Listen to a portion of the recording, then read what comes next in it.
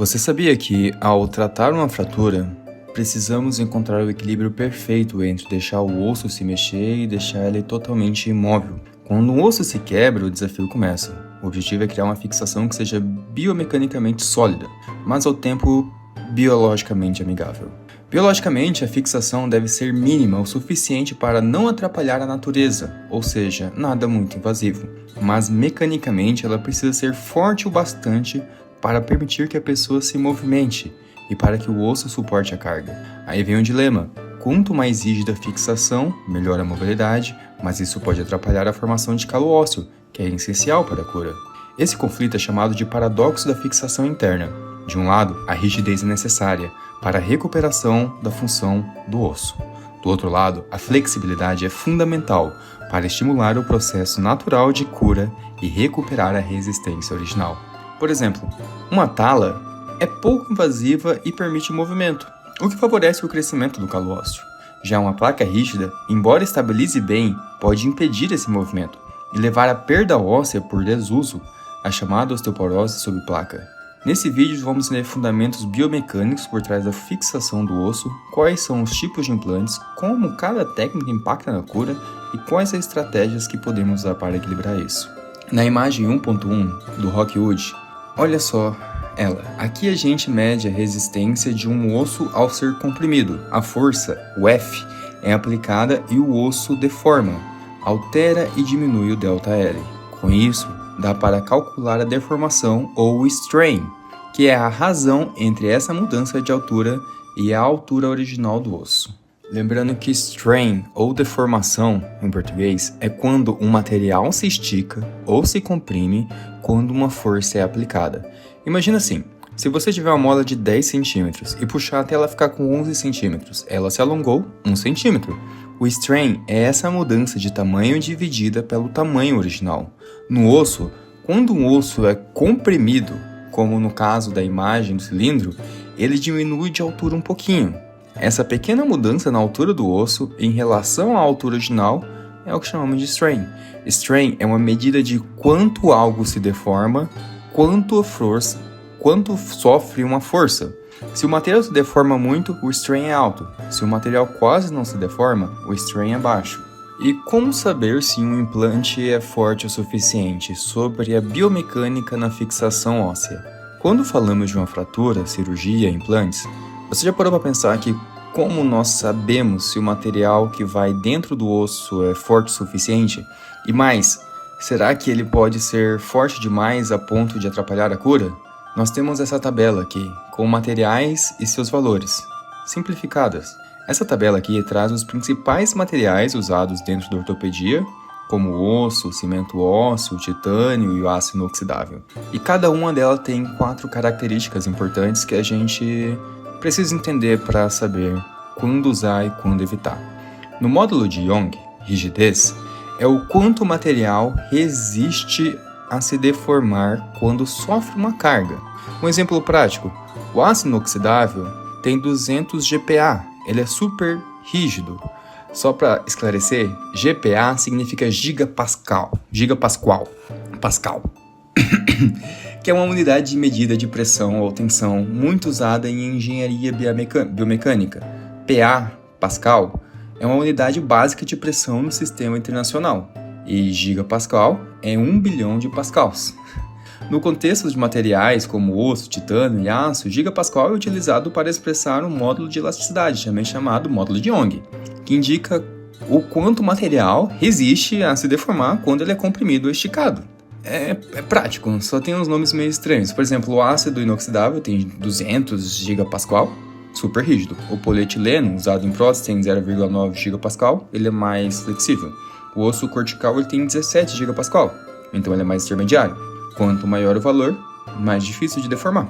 2. Limite de escoamento é o ponto onde o material começa a deformar de forma permanente. Exemplo, o osso começa a ceder com 200 MPa, e MPa significa megapascal, e é também uma unidade de medida de pressão, tensão ou resistência dos materiais. Lembrando que Pascal é 1 Newton por metro quadrado e megapascal é 1 milhão de pascals. O MPa é usado principalmente para medir o limite de escoamento, a partir de que tensão o material começa a deformar permanentemente. Eu não vou me atrever a falar em inglês, mas é yield strength, e resistência última, que é a ultimate strength. Qual é a tensão máxima que ele aguenta antes de quebrar? Então, voltando em tudo, nós podemos ter o limite de escoamento, que é aquele ponto onde o material começa a deformar de forma permanente. O osso ele começa a ir 200 MPa, o titânio aguenta até 800 MPa, e o polimetilmetacrilato, que é o cimento ósseo, ele só vai até 74 MPa. Depois do escoamento, o material não volta ao normal, já era. Resistência última é o máximo que o material aguenta antes de quebrar. O aço inox tem 900 MPa, que é extremamente forte. O osso tem 200 MPa, muito menos resistente. E o cimento ósseo quebra assim que atinge o limite de escoamento, 74 MPa. É o limite final, quebrou, acabou. A deformação até a fratura. Essa porcentagem mostra o quanto o material pode se esticar ou comprimir antes de se romper.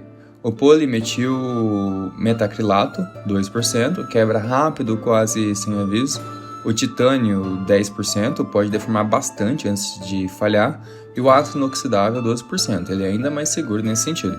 Materiais dúcteis deformam muito antes de quebrar. Os frágeis quebram antes de dar tempo de reagir. Pensa assim, o aço é como uma barra de ferro, forte, mas pode ser duro demais. O ligamento é como uma mola, flexível e resistente. O cimento ósseo é como um giz, ele é rígido, mas quebra fácil. Na prática, precisamos escolher um material que seja forte o suficiente para estabilizar uma fratura, mas não seja tão rígido que atrapalhe a formação do calo ósseo. Isso é o equilíbrio entre a biologia e a mecânica. Rígido demais, atrasa a cura, flexível demais, não estabiliza, equilibra tudo. Essa figura número 1-2 do Rockwood compara 4 materiais comuns na ortopedia e como eles se reagem quando são submetidos à força ou à tensão. O titânio, o aço inoxidável, o osso cortical e por último ali o cimento ósseo, que é o PMMA. Tá? No eixo Y aqui, na vertical, né, nós temos a tensão em megapascal e força por unidade de área. No eixo X, esse Ezinho, o strain, é a deformação. Quanto o material se estica ou comprime proporcionalmente, sem unidade, em porcentagem. Na linha verde reta, a região elástica, o material ele deforma, mas volta ao normal após a carga sair. Na linha vermelha tracejada é a região plástica. A deformação dali para frente já é permanente. O ponto laranja é o limite elástico, o wild point. Começa a deformação a partir dali, e a deformação ela é permanente. E o X vermelho, que está ali no cantinho à direita, é a ruptura, é a falha óssea, onde o material ele quebra. Comportamento de cada material desse gráfico. O titânio e o aço inoxidável têm curvas íngremes no início. São muito rígidos, alto módulo de Young. Aguentam muita carga antes de quebrar, 700 a 900 MPa. Tem uma região plástica longa, se deformam muito antes de fraturar. São dúcteis.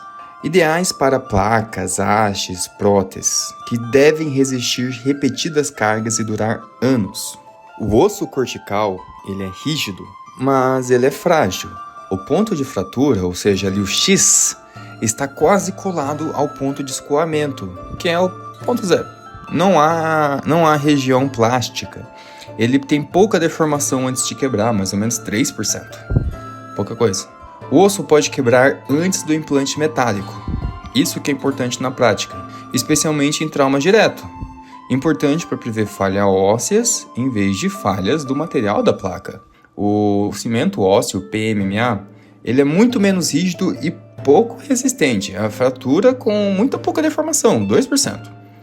É o mais frágil de todos os materiais aqui desse gráfico. Usado apenas para fixar próteses, não deve receber carga direta significativa.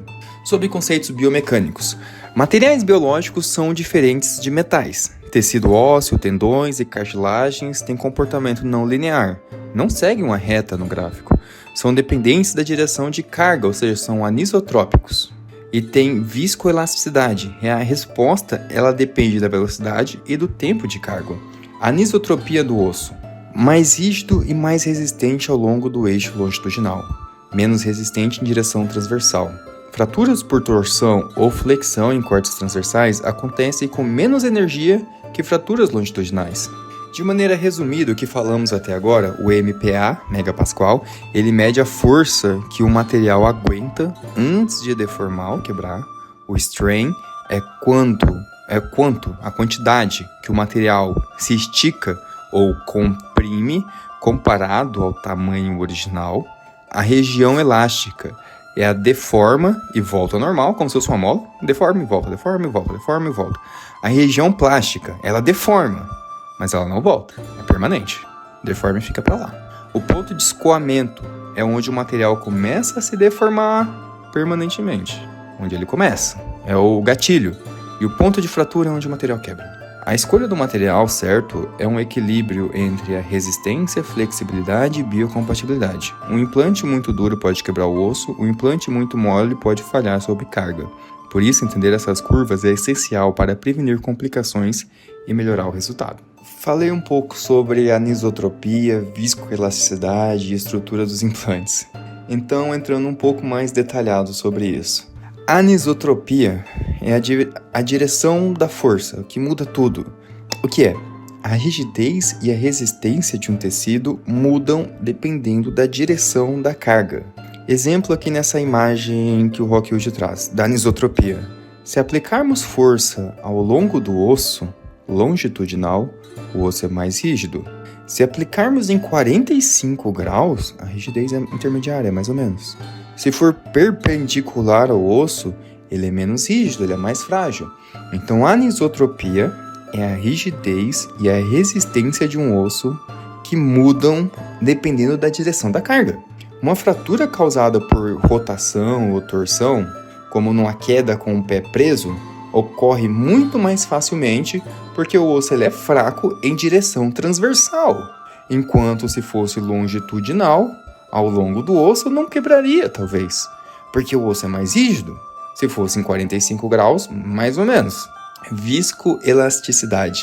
Tecido biológico, como cartilagem, reagem diferente se a força for rápida ou lenta. Exemplo. A carga rápida, correr ou pular. A cartilagem se torna mais rígida para proteger uma articulação quando você está correndo ou pulando. Agora, se for uma caminhada, um alongamento, ela se deforma com mais facilidade, permitindo mais movimento. Lesões articulares são mais prováveis em movimentos bruscos, quando a cartilagem resiste mais, mas também pode quebrar mais facilmente se ela for sobrecarregada. Propriedades estruturais, a forma também importa. Não é só o material que importa, o formato e o tamanho do implante fazem muita diferença. Por exemplo, placas ortopédicas.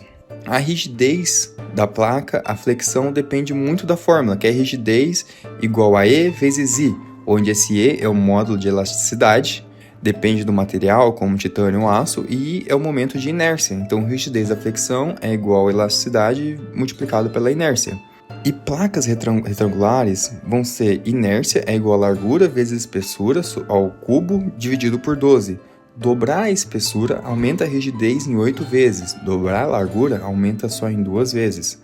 Em resumo, a espessura manda mais que a largura. Isso vai se complicando cada vez mais e é muito específico. Hastes cilíndricas, por exemplo, fios de Kirchner ou haste intramedular, a fórmula do momento de inércia, que é inércia igual a π vezes o raio por 4 dividido por 4. E em resumo é que dobrar o diâmetro aumenta a rigidez 16 vezes.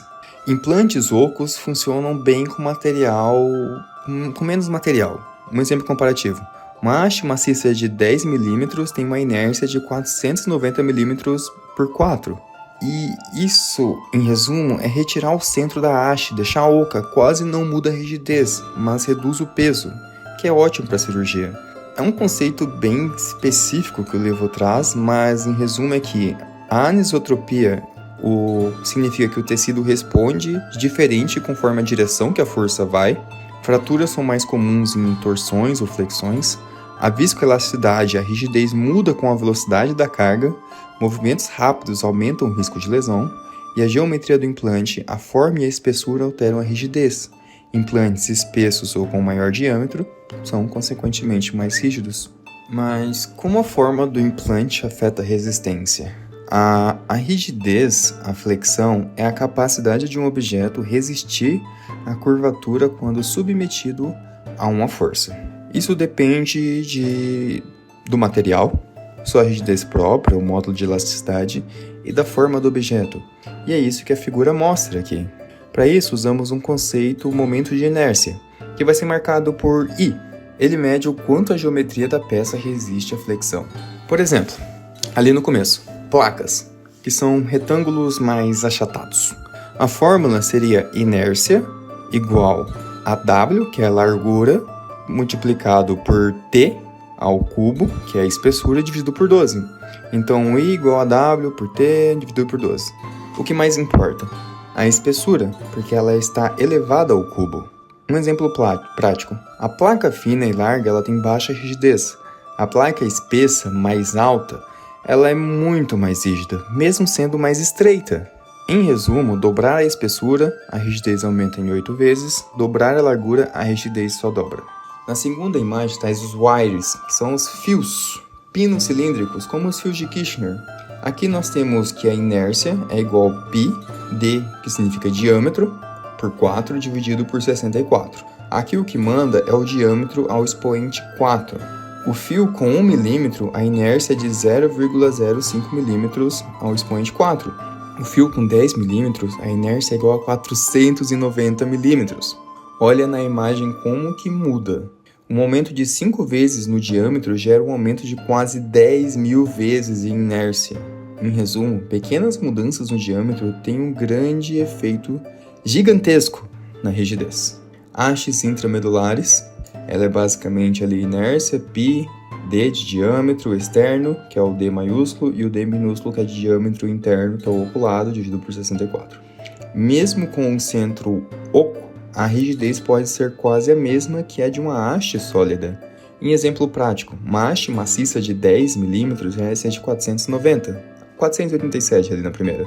A haste oca de 10 mm, a inércia vai ser de 290. Uma haste oca de 12 mm, com o mesmo diâmetro interno, a inércia vai ser de 527 mm. Aumentar o diâmetro externo é muito eficiente para ganhar rigidez, mesmo com as paredes mais finas. E uma aplicação um pouco mais prática para o corpo humano. Na diáfise do fêmur, se comporta como um tubo oco. Com a idade, a camada cortical ela afina, o osso fica mais frágil, mas o diâmetro externo aumenta. Isso compensa a fragilidade com maior rigidez estrutural. Nas vértebras, os ossos da coluna não têm esse benefício estrutural. Com osteoporose, a perda de massa leva diretamente à perda de resistência. Portanto, fraturas vertebrais são comuns em idosos com baixa densidade óssea. A transferência de carga no efeito alavanca. O momento é uma força que causa uma rotação. Então, o momento é igual a F de força aplicada, multiplicado por D, que é a distância ao ponto de rotação, que é a alavanca. Exemplo, no braço, a força de um músculo atua perto da articulação, mas a carga, por exemplo, um peso na mão, atua longe e requer muito mais força muscular. O exemplo é a gangorra. Uma criança leve pode equilibrar um adulto pesado se sentar mais longe do centro. A biomecânica das forças e momentos ajuda a entender como placas e implantes devem ser posicionados para estabilizar fraturas de forma eficiente. Agora, olha essa imagem. Levantar uma simples garrafa d'água exige mais do seu corpo do que parece. Quando seguramos um peso ou tratamos uma fratura com placas e parafusos, o que está acontecendo dentro do osso são cálculos biomecânicos naturais, cheio de física aplicada. Hoje vamos explorar o equilíbrio da força, torques, fratura e o papel dos implantes ortopédicos. Imagina nessa primeira imagem, no ar, essa gangorra. Se colocarmos dois pesos iguais em distâncias diferentes do centro, o lado mais distante exerce mais força. Isso é chamado de momento de força, ou um torque. A fórmula, como dita antes, é M igual a Fd. Ao movimentar uma articulação, como um cotovelo, o peso está longe da articulação, mas o músculo atua bem pertinho. Isso significa que o músculo precisa gerar muito mais força para equilibrar. Na imagem B, segurar uma garrafa de 1 kg, que são 10 newtons, a cada 30 centímetros do cotovelo gera um torque de 3 Nm. O bíceps, que age só a 3 centímetros da articulação, precisa gerar 10 vezes mais forças, ou seja, 100 newtons, para manter o equilíbrio. Em resumo, a alavanca curta, mais força necessária. Por isso, os músculos precisam trabalhar muito, mesmo com cargas leves. Vamos agora aplicar isso ao tratamento das fraturas. Quando usamos uma placa para estabilizar um osso quebrado, ela funciona como um braço de alavanca. Na primeira situação, a placa é muito distante da fratura, a alavanca ela é curta e o estresse ele é concentrado, levando a maior risco de falha mecânica. Já na situação 2, a placa mais próxima da fratura, a alavanca ela é longa, melhor contrabalanço e a distribuição de forças é mais segura. Quanto maior a alavanca da placa, menor o estresse sobre o osso e mais estável é a fixação. Fraturas não acontecem só por força intensa, mas também por direção da força. Quando transversa, é causada por uma tração perpendicular, por exemplo, uma ruptura de tendão. Oblíqua curta, uma compressão axial direta. Oblíqua longa, uma torção. Fratura por flexão, uma fratura fora do eixo. Mas não é só a força, mas o tipo de direção dessa força que vai determinar como o osso quebra. E mais uma vez repetindo isso porque isso é muito importante. Na fratura transversa, como mostrada na imagem, a carga envolvida é uma tensão ou uma tração. O osso é puxado em direção oposta e isso cria uma ruptura reta, perpendicular ao eixo. Exemplo, uma avulsão por tendão forte, como na patela ou na base do quinto metatarso. A morfologia é uma linha de fratura reta e horizontal. A fratura oblíqua curta, a carga envolvida é uma compressão axial pura, força empurrando o osso em direção ao seu próprio eixo causada por um esmagamento e ruptura em ângulo. A fratura é inclinada em ângulo relativamente pequeno e curto. O osso é mais resistente à compressão, mas sob alta carga pode falhar em cisalhamento. Já a fratura oblíqua longa, a carga é de compressão mais flexão. O osso sofre tanto esmagamento quanto curvatura. A morfologia da fratura é uma fratura mais inclinada, com a linha mais longa. Comum, como mostra na imagem, de ápices, quando há carga axial com desvio de eixo, por exemplo, uma queda com a perna dobrada. A fratura em borboleta, ou um Y deitado, ela acontece por uma flexão mais compressão ou torção. Um lado do osso sofre uma tração, gera uma fratura transversa, e o outro lado sofre uma compressão com cisalhamento que gera 2 linhas oblíquas. O resultado é um fragmento em formato de asa de borboleta. O fragmento em borboleta indica que é uma fratura por múltiplos vetores de força. Quanto maior a compressão axial, maior o fragmento. Presença de torção, que pode tornar o padrão ainda mais irregular. E na aplicação clínica, ela é mais comum em fraturas de trauma direto, como acidentes com impacto lateral na perna ou no braço. Na fratura em espiral, torção, o osso gira sobre si mesmo, como se fosse torcido. A linha helicoidal ao redor do eixo do osso e a queda com o pé preso, como um esqui ou futebol, onde o corpo gira e a perna fixa, pode causar essa torção. Bem, um osso quebrado ele pode se regenerar por completo, formando um novo osso bem funcional. Esse processo ele é chamado de cicatrização óssea e ocorre em 3 fases fundamentais. A fase inflamatória, a duração é de alguns dias. Ocorre logo após a fratura, onde vai formar um hematoma no local da lesão. Esse hematoma vira um coágulo de fibrina que se transforma em tecido de granulação. Nesse momento, o local da fratura ainda não está estável e permite muita deformação, permite muito strain, de até 100%. Na fase reparativa, que pode durar por semanas, o início da formação do osso novo por 2 mecanismos principais, que é o intramembranoso, diretamente de células mesenquimais, e o endocondral, que é o osso que se forma sobre uma cartilagem provisória. A formação do calo mole, ou soft callus, é uma ponte de cartilagem e o osso fica entrelaçado. Esse calo se torna mais rígido e vira calo duro, com a cartilagem ossificada. O calo mole tolera 10 a 12% de deformação com a resistência moderada. Já o calo duro tolera apenas 2%, mas com altíssima resistência. Com o tempo, o tecido se torna menos movimento, tolera menos movimento, mas se torna mais resistente. O movimento controlado é essencial. Na fase de remodelação, que pode durar meses, o osso entrelaçado é lentamente substituído por osso lamelar, organizado e resistente. O calo desaparece e o osso recupera sua forma e força original. Mesmo depois de consolidado radiologicamente, o osso ainda está em processo de reforço estrutural interno por meses.